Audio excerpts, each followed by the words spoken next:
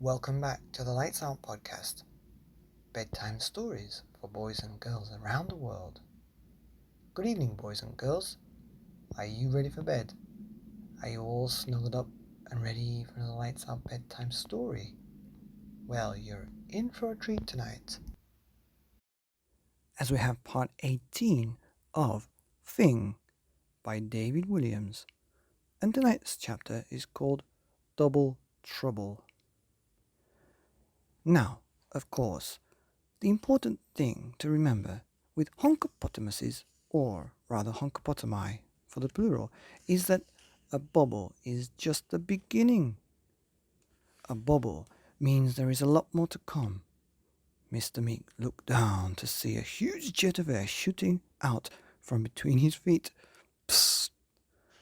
The creature powered through the water like a torpedo.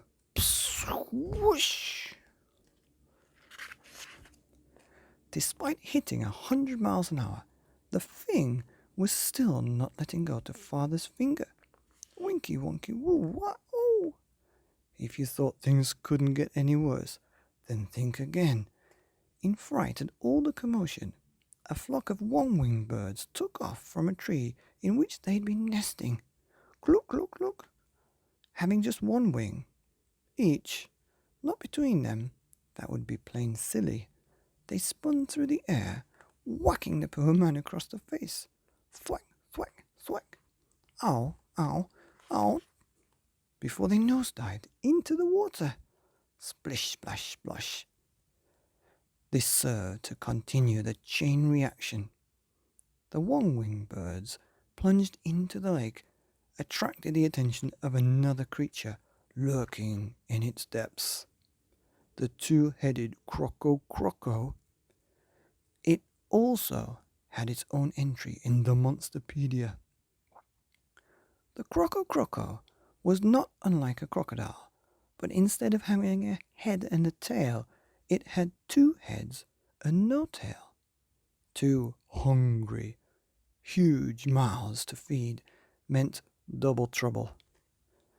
The main drawback of having two heads and no tail was that the creature was directionless. One head wanted to go one way, and the other, well, the other way. Still, Mr. Meek looked like a tasty treat to the creature, so the croco thrashed around in pursuit, both sets of jaws snapping at the man as if he were dinner. Snap, snap, snap.